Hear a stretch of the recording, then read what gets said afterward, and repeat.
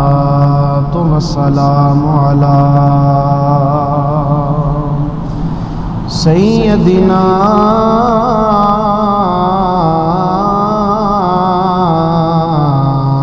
وأولانا ومولانا وملجانا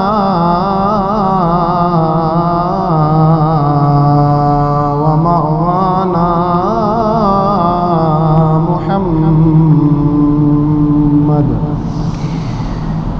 محمد وعلى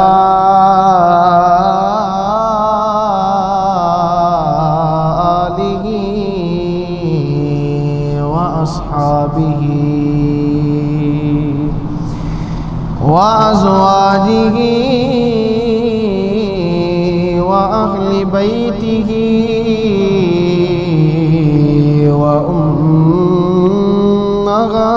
وأمهاته وذرياته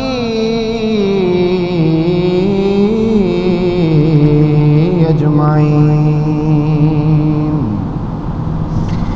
أما بعد فأعوذ بالله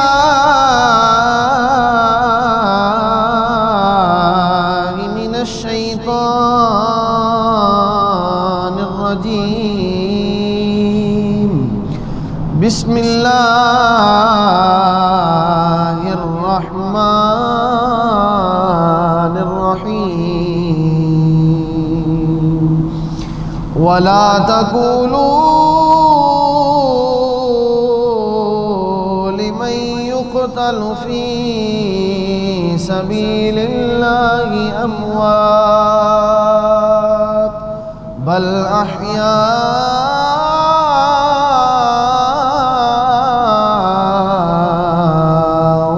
ولكن لا تشعرون. صدق الله مولانا العظيم وصدق رسوله النبي الكريم الأمين. إن الله وملائكته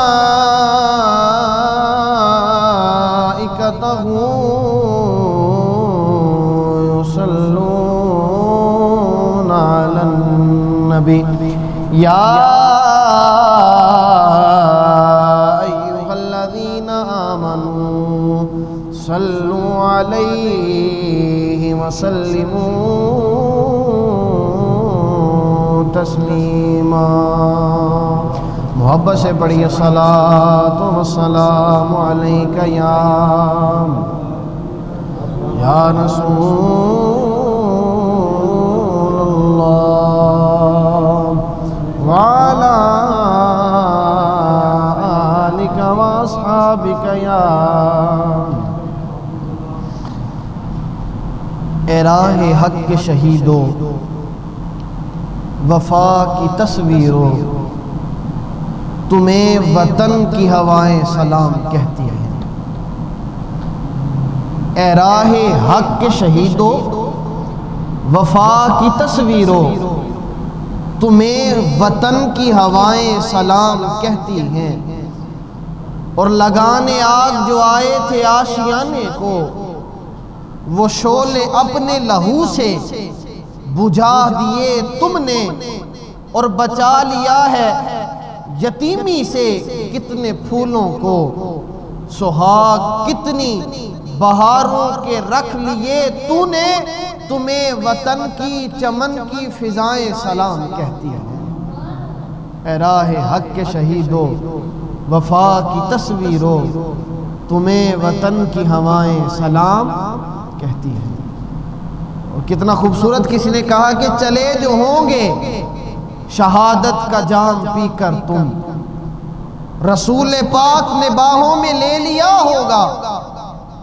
کہ نیت یہ ہے کہ ہم اللہ کی راہ میں دین اسلام کا پرچم بلند کرنے کے لیے شہادت کی نیت لے کر راہ خدا میں نکلے، استقبال کرنے امام الانبیاء تشریف لائے کہ چلے جو ہوں گے شہادت کا جام پی کر تم، رسول پاک نے باہوں میں لے لیا ہوگا اور علی تمہاری شجاعت کو جھومتے ہوگے، حسین پاک نے ارشاد یہ کیا ہوگا، تمہیں خدا کی رضائیں سلام کہتی ہیں، اے راہ حق کے شہیدو وفا کی تصویرو، تمہیں وطن کی ہوائیں سلام کہتی ہیں۔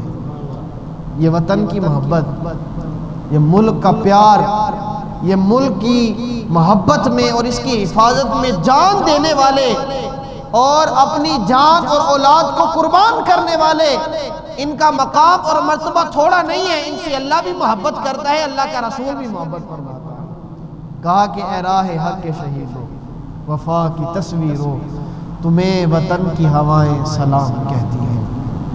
اللہ رب العزت کی لامحدود حمد و ثنا کے بعد حضور نبی رحمت، نور مجسم، شاہ بنی آدم، دانائے سبل، ختم الرسل، مولا کل، امام الانبیاء، خواجہ ارض السماء، احمد مجتبی جناب محمد مصطفیٰ صلی اللہ علیہ وسلم کی بارگاہ ناز میں درود و سلام کا نذرانہ عقیدت و محبت عرض کرنے کے بعد احباب ذی وقار، میں آپ سب کو دل کی اتھاہ گہرائیوں سے اور دل کے سب سے نچلے حصے سے آپ سب کو دلی طور پر یوم آزادی کی مبارکباد پیش کرتا ہوں۔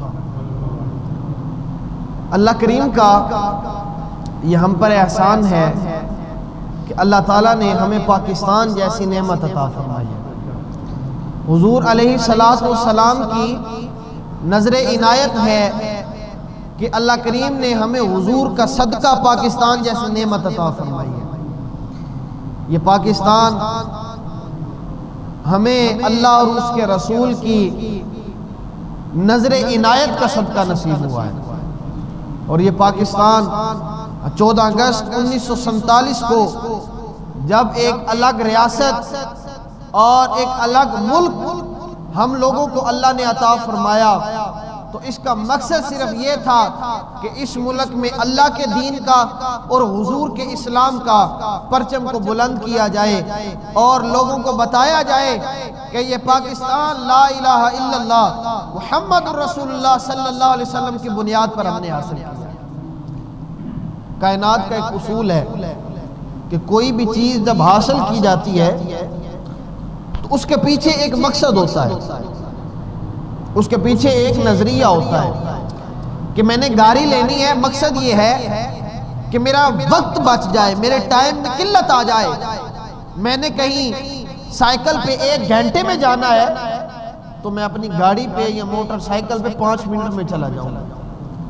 بندے نے گھر بنایا کہ اگر میں گھر بناتا ہوں تو جب بارش آئے گی تو میں اپنی چھت کے نیچے بیٹھ جاؤں گا تو میرا سامان بھی گیلا ہونے سے بچ جائے گا، میرا جسم بھی گیلا ہونے سے بچ جائے گا۔ یہ مقصد ہے، ہر چیز حاصل کرنے کا ایک مقصد ہے، اور یہ پاکستان جو ہم نے حاصل کیا اس کا بھی ایک مقصد تھا، اور وہ مقصد یہ تھا کہ پاکستان میں دین اسلام کے پرچم کو بلند کیا جائے۔ پاکستان لا الہ الا اللہ محمد الرسول اللہ صلی اللہ علیہ وسلم کی بنیاد پر حاصل کیا گیا۔ احباب ذی وقار، پاکستان ایک نظریاتی ملک ہے، اور یہ پاکستان ایک مقصد کے تحت مارز وجود میں آیا، اور بزرگ فرماتے ہیں کہ جس چیز کی اہمیت ہو اس چیز کی مخالفت بھی کی جاتی ہے۔ حضرت پیر سید میر علی شاہ صاحب رحمۃ اللہ علیہ جب پیر پٹھان علیہ رحمہ کے آستانے پہ حاضر ہوئے تو ادھر کے جو جانشین تھے انہوں نے فرمایا کہ مہرن تمہیں ایک دعا نہ عطا کرے۔ بندہ جب بزرگوں کی بارگاہ میں جاتا ہے تو خود کہتا ہے آپ میرے لیے دعا کریں، تو وہ بزرگوں نے فرمایا کیا مہرن تمہیں دعا نہ کوئی دے؟ تو پیر میر علی شاہ صاحب علیہ رحمہ نے فرمایا حضور آپ کے آستانے سے دعا مل جائے تو میرے لیے خوش بختی ہوگی۔ تو آپ نے فرمایا جا مہر علی شاہ تیرے دشمن بہت زیادہ ہو جائے. مہر علی شاہ تیرے دشمن بہت بولیے بہت زیادہ ہو جائے. اب جو پاس مرید بیٹھے تھے وہ حیران ہو گئے. انہوں نے کہا حضرت یہ تو بد دعا ہے, آپ کو چاہیے تھا کہ آپ دعا یہ دیتے کہ جا مہر علی شاہ تیرے مرید بڑے ہو جائیں, تیرے عقیدت مند بڑے ہو جائیں.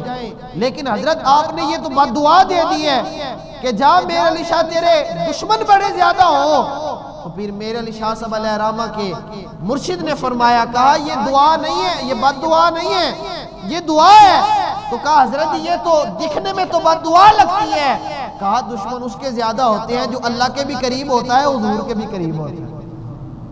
کہا دشمن اس کے زیادہ ہوتے ہیں جو حق پہ ہوتا ہے, جو بندہ منافقت رکھے, جس بندے کے دل میں کھوٹ ہو, ہر بندے کا وہ یار ہوتا ہے. اور فرمایا جس کا دل صاف ہو, جس کے دل میں اللہ اور اس کے رسول کی محبت ہو, فرمایا وہ حق بات بیان کرتا ہے. تو کہا کہ اس کے مخالف زیادہ ہوتے ہیں. تو اس لیے میں نے مہر علی شاہ کو یہ دعا دی ہے کہ تیرے دشمن بڑے ہو. معلوم یہ ہوا کہ دشمن اس لیے زیادہ ہو جائیں گے کہ جا تو جب بھی بات کرے گا حق کی بات بیان کرے گا. تو یہ پاکستان, یہ ہمیں حق بیان کرنے کے لیے ہمارے اسلاف نے جد و جہد کی, محنت کی, کوشش کی, اور یہ پاکستان اللہ کریم نے ہم سب کو عطا فرمایا. احباب ذی وقار, اس پاکستان کے ہمیں حاصل ہونے میں جہاں ہمارے فوجیوں کا, ہمارے نوجوانوں کا ایک بڑا اعلیٰ کردار ہے, وہیں اس ملک کی تعمیر میں, اس ملک کو حاصل کرنے میں ہمارے بزرگوں کا بھی بڑا ہاتھ ہے. یہ ملک صرف فوج کے لڑنے سے حاصل نہیں ہوا, یہ ملک صرف نعرے بازی سے حاصل نہیں ہوا, یہ ملک دھرنے دے کے حاصل نہیں ہوا, ہمارے بزرگوں کی محنت سے حاصل ہوا ہے. یہ ہمارے اسلاف نے, ہمارے بزرگوں نے اس ملک کے لیے مال کی ضرورت پڑی تو مال قربان کر دیا. ہمارے بزرگوں نے اس ملک کو حاصل کرنے کے لیے اولاد کی ضرورت پڑی, اولاد کو قربان کر دیا. ہمارے بزرگوں نے اس ملک کو حاصل کرنے کے لیے دھن دولت کی ضرورت پڑی تو دھن دولت کو قربان کر دیا. ہمارے اسلاف نے اپنے گھروں کو قربان کر دیا. ہمارے اسلاف نے یہ ملک حاصل کرنے کے لیے حتیٰ کہ اپنی جانوں کو قربان کر دیا, اور مقصد صرف یہ تھا کہ پاکستان کا مطلب کیا, لا الہ الا اللہ, قانون ریاست کیا ہوگا, محمد الرسول اللہ. ہمارے اسلاف نے, ہمارے بزرگوں نے, ہمارے آباء و اجداد نے یہ ملک حاصل کیا ہے. یہ ملک کو غیروں کے چنگل سے چھٹکارا دلایا ہے. تو مقصد یہ ہے کہ اس ملک میں نبی کریم علیہ السلام کے دین کے علم اور پرچم کو بلند کیا جائے. احباب ذی وقار, یہ پاکستان, آج ہم سارے 14 اگست کا دن ہے اور آج سب لوگ بڑی خوشیاں منا رہے ہیں. لوگ بڑے خوش ہیں کہ اللہ کا شکر ہے کہ ہم ایک آزاد ملک میں ہیں, اور اللہ کا یہ ہم پر فضل ہے کہ ہم یہاں کھل کے دین کی تبلیغ کر سکتے ہیں. ہم یہاں شرع عام جہاں مرضی کھڑے ہو کر نماز پڑھ سکتے ہیں. ہم یہاں دین کے تقاضوں کو پورے کے پورا ادا کر سکتے ہیں. آج یہ اللہ کا احسان ہے. مگر میں ایک چھوٹی سی بات عرض کروں گا کہ اپنی ان خوشیوں میں ان کی قربانیوں کو بھی یاد رکھے کہ جنہوں نے اس ملک کے لیے اپنی ہر چیز قربان کر دی تھی اور اس ملک کو آزاد کروایا تھا. اپنی خوشیوں میں ان کو یاد رکھنا چاہیے اور ان کو بھولنا نہیں چاہیے کہ جنہوں نے اپنی اولاد قربان کی کہ یہ ملک آزاد ہو جائے, جنہوں نے اپنے آباء و اجداد کی جائیدادیں قربان کر دی کہ یہ ملک آزاد ہو جائے, جنہوں نے اپنی اولادیں قربان کی یہ ملک آزاد ہو جائے, جن ماؤں نے کافروں کے بیٹوں کو جنم دیے اس لیے کہ یہ ملک آزاد ہو جائے. میرے بھائی, آج ان کی قربانیوں کو فراموش نہیں کرنا چاہیے. آج جہاں ہم جشن منائیں تو ہمیں ان کے لیے بھی ایصال ثواب کرنا چاہیے. آج جہاں ہم اس ملک کے لیے خوشی کرتے ہیں, جشن کرتے ہیں, وہاں ان کی روحوں کو بھی ایصال ثواب کرنا چاہیے اور ان کا شکریہ ادا کرنا چاہیے کہ آپ کی محنت نے یہ رنگ لایا ہے کہ آج ہم کھلے عام اور شرع عام اللہ اور اس کے رسول کے دین کے اوپر اپنی زندگیوں کو گزار رہے ہیں۔ احباب ذی وقار، یہ پاکستان اللہ کا احسان ہے، یہ پاکستان نبی کریم علیہ السلام کی نظر اور حضور علیہ السلام کا فیض ہے کہ اس پاکستان میں کوئی بھی ہو، کیسا بھی ہو، جو بھی آتا ہے وہ یہی کہہ کے جاتا ہے، بڑی بڑی ہر ملک سے یہاں وزٹر لوگ آتے ہیں اور یہ کہہ کے جاتے ہیں اور ان کو یہ ماننا پڑتا ہے کہ پاکستان کے اندر حالات کیسے بھی ہوں ایک روحانیت نصیب ہوتی ہے، پاکستان کے اندر ایک فیض ہے اور وہ فیض ایک حضور علیہ السلام کی نگاہ کا فیض ہے اور اولیاء کا فیض ہے۔ یہ پاکستان حضور علیہ السلام کا فیض ہے اور اولیاء کا فیض ہے۔ ہمارے جد اعلیٰ قبلہ حضرت امیر ملت پیر سید جماعت علی شاہ صاحب محدث علی پوری علیہ رحمہ، آپ جب تحریک پاکستان میں آپ نے اپنی خدمات پیش کی تو آپ نے بہت سارا مال، بہت ساری دولت، جس دور میں 1 روپے کی قدر بہت زیادہ ہوا کرتی تھی، تب حضرت نے 6 لاکھ روپیہ ایک دفعہ تحریک پاکستان میں پیش کیا تھا۔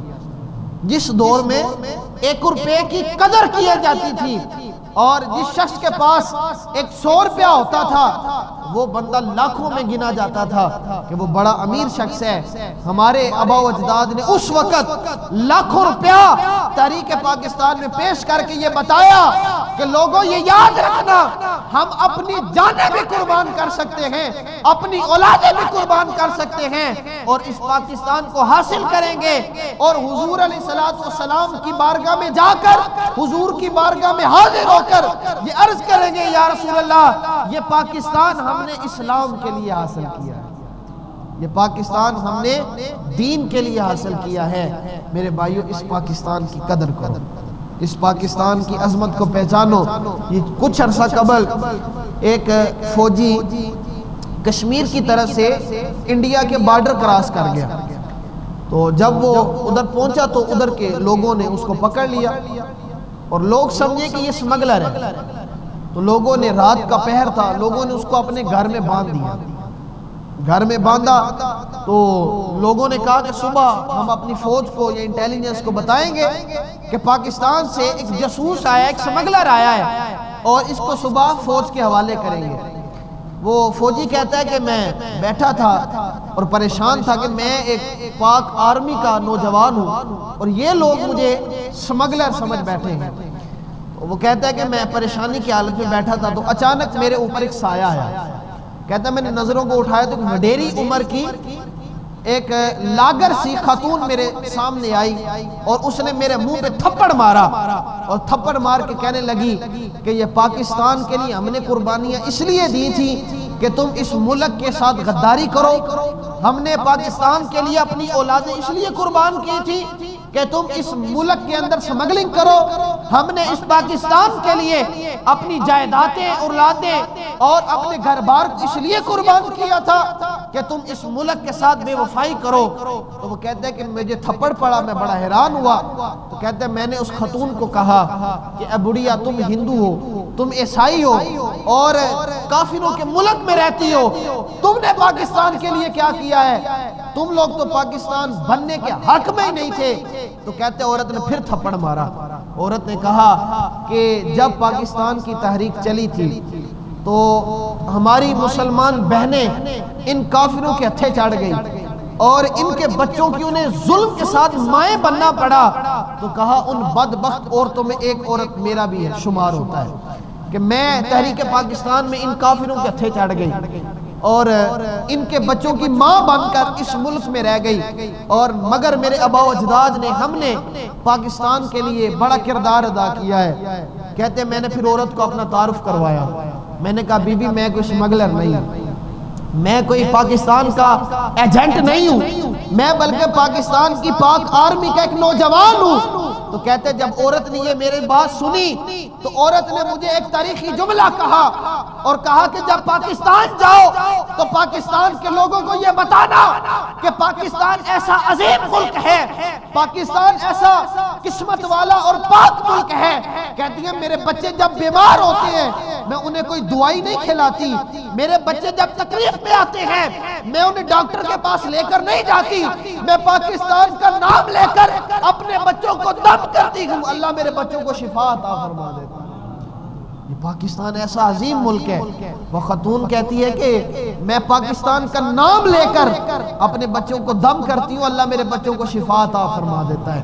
میرے بھائی اس پاکستان کی قدر کرو اور اس پاکستان کی عظمت کو پہچانو۔ انڈیا میں قید ہو گئے اور یہ 2 یا 3 سال قبل وہ جب رہا ہو کے وہاں سے آئے تو انہوں نے اتنا ظلم کیا، انہیں کہتے تھے کہ کہو کہ پاکستان مرد آباد، پاکستان مرد آباد کا نعرہ لگاؤ۔ تو وہ محمد حسین صاحب فرماتے ہیں کہ میں نے کہا کہ میں مر سکتا ہوں لیکن پاکستان سے غداری نہیں کر سکتا۔ کہتے ہیں کہ انہوں نے میری زبان کاٹ دی اور کہا کہ کہو پاکستان مرد آباد۔ اس نے کہا یہ تو زبان کاٹی ہے، تم میرا دل بھی نکال دو کہ میں پھر بھی پاکستان سے غداری نہیں کروں گا۔ کہتے ہیں انہوں نے میری زبان اور کاٹی، پھر اور کاٹی، گونگا ہو گیا۔ کہتے ہیں پھر انہوں نے مجھے کہا کہ کہو پاکستان مرد آباد۔ کہتے ہیں میں نے کہا کہ مر سکتا ہوں پاکستان سے بے وفائی۔ کہتے ہیں انہوں نے میری ایک انگلی کاٹی۔ یہ سنیے، آج پاکستان میں بیٹھ کر پاکستان کی عظمت کو نہ پہچاننے والوں ان سے پوچھو پاکستان کا مقام و مرتبہ کیا ہے۔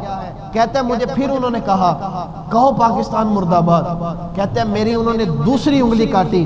کہتے ہیں میری 10 کی 10 انگلیاں ایک ایک کر کے کاٹتے رہے، پھر میرا انہوں نے ہاتھ کاٹا اور مجھے کہتے رہے کہو پاکستان مرد آباد۔ کہتے ہیں میں نے کہا مر جاؤں گا، پاکستان سے بے وفائی نہیں کروں گا۔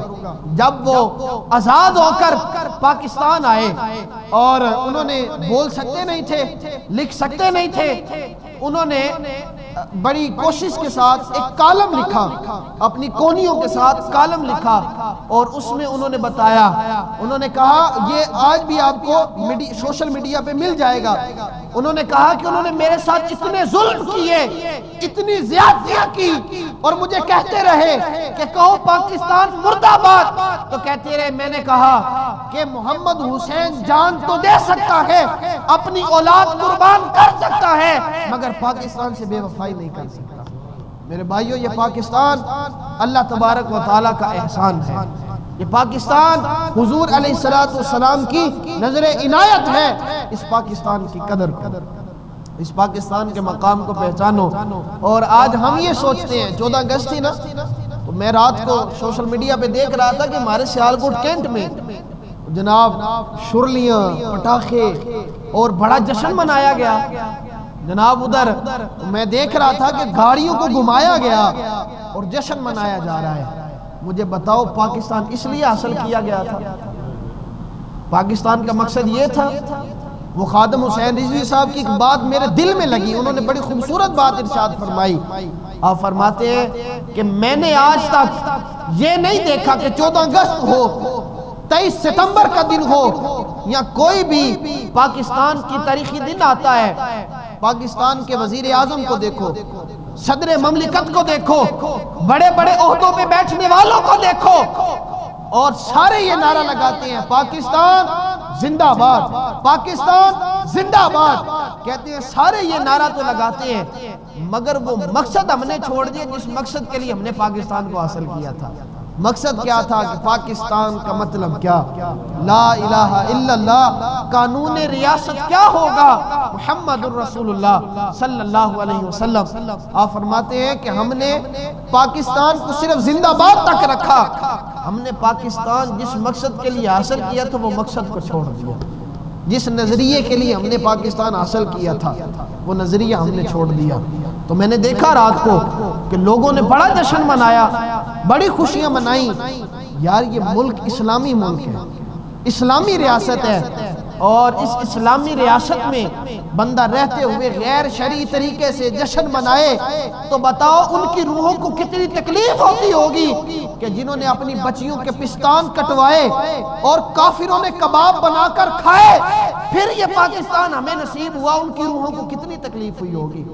میرے بھائیوں، یہ پاکستان ہمیں نعرے لگا کے نہیں ملا، یہ دھرنے دے کے نہیں ملا، یہ پاکستان کے لیے جانیں پیش کی گئی ہیں۔ ایک دو نہیں، ایک تاریخ کی کتاب میں آتا ہے 18 لاکھ اور ایک میں آتا ہے 20 لاکھ نوجوانوں کی، ہماری ماؤں کی، ہماری بہنوں کی گردنیں کاٹ کر پانیوں میں بہائی جاتی تھی۔ اور جب پاکستان کی آزادی کی تحریک چل رہی تھی تو کہتی ہیں کہ یہ جو سمندر اور دریاؤں کا پانی، اس کا رنگ لال خون نما ہو گیا، لال ہو گیا، اور لوگ یہ شمار نہیں کر سکتے تھے کہ یہ پانی بہ رہا ہے کہ خون بہ رہا ہے۔ یہ پاکستان ہمیں ایسے حاصل نہیں ہوا، اس کے لیے قربانیاں دی گئی، اس کے لیے محنت کی گئی، اور اس پاکستان کے لیے ہماری ماؤں بہنوں نے ایک اپنا کردار پیش کیا، اور آج پھر ان ماؤں بہنوں کے کردار کو زندہ کرنے کی ضرورت ہے۔ آج ان اسلاف کی قربانیوں کو یاد کرنے کی ضرورت ہے۔ جیسا کہ میں نے پہلے عرض کیا کہ یہ پاکستان ہم نے جس مقصد کے لیے حاصل کیا اور جس کے لیے ہمارے بزرگوں نے قربانیاں دی، ہمیں ان بزرگوں کو بھی بھولنا نہیں چاہیے، ہمیں ان بزرگوں کی قربانیوں کو نہیں بھولنا چاہیے۔ 1856 میں 1856 میں پاکستان کے لیے سب سے پہلے نعرہ بلند کیا حضرت مولانا فضل حق خیر آبادی علیہ الرحمہ نے۔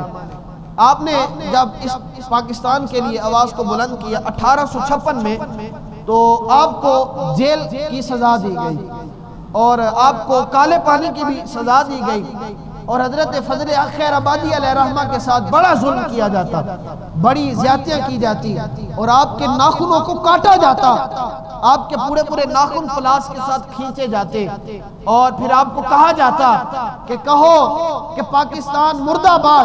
تو آپ نے کہا کہ میں اپنے ملک سے بے وفائی نہیں کروں گا، تو انہوں نے آپ کے جسم کے سارے ناخن سارے کاٹ دیے، آپ کی انگلیاں کاٹ دی، آپ کی زبان کاٹ دی، اور جب فوجی چلے گئے اور جب واپس آئے تو کیا دیکھا؟ بول تو سکتے نہیں تھے، آپ نے اپنے خون کے ساتھ ان در و دیوار پہ لکھ دیا تھا کہ پاکستان زندہ آباد، اور انہوں نے یہ بتایا کہ ہم اپنی جانیں قربان کر سکتے ہیں لیکن پاکستان سے بے وفائی نہیں کر سکتے۔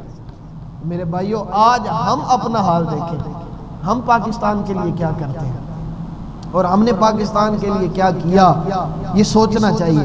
اور یہ پاکستان ایسا عظیم ملک ہے، اور یہ پاکستان ایسا باکمال ملک ہے کہ میرے حضور کو بھی اس ملک کے ساتھ محبت ہے، میرے آقا کو بھی اس ملک کے ساتھ ہے۔ حضرت امام احمد بن حنبل علیہ الرحمہ نے اپنی مسند میں اس کو لکھا، اور حضرت ابو ہریرہ راوی ہیں، کہتے ہیں حضور علیہ السلام نے ارشاد فرمایا، حدیث پاک ہے، حضور پاک علیہ السلام نے ارشاد فرمایا کہ دو گروہ ایسے ہیں کہ جن کو اللہ تبارک و تعالیٰ نے جہنم سے آزاد کر دیا ہے۔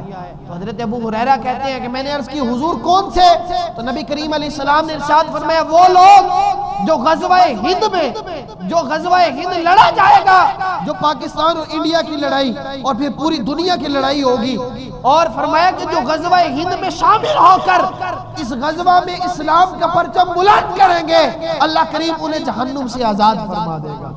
اور دوسرا حضور نے فرمایا کہ وہ لوگ جو حضرت عیسیٰ علیہ السلام جب تشریف لائیں گے اور ان کے ساتھ دجال کا مقابلہ کریں گے، اللہ کریم انہیں بھی جہنم سے آزاد کر دے گا۔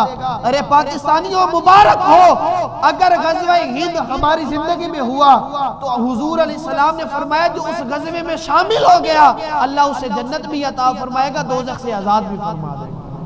اور یہ غزوہ ایسا غزوہ ہے کہ حضرت ابو ہریرہ رضی اللہ تعالیٰ عنہ، اور یہ صرف آپ سے نہیں متعدد صحابہ اکرام سے یہ حدیث راوی ہے مختلف الفاظ کے ساتھ، لیکن میں حضرت ابو ہریرہ کی عرض کرتا ہوں کہ حضرت ابو ہریرہ کہتے ہیں کہ نبی کریم علیہ السلام نے فرمایا کہ جو بندہ غزوہ ہند میں شامل ہوگا اللہ اس کو بغیر حساب جنت عطا فرمائے گا۔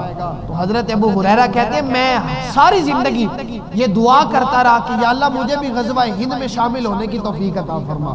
تو حضرت ابو ہریرہ فرماتے ہیں، کہتے ہیں کہ اگر میں غزوہ ہند کو پاؤں گا تو میں اپنی مال و دولت کو بھی قربان کر دوں گا، اپنی اولاد کو بھی قربان کر دوں گا، اپنی جان کو بھی قربان کر دوں گا۔ میرے بھائیو، یہ پاکستان حضور علیہ السلام کی نظر عنایت ہے، اور حضور اس پاکستان سے بڑی محبت کرتے ہیں۔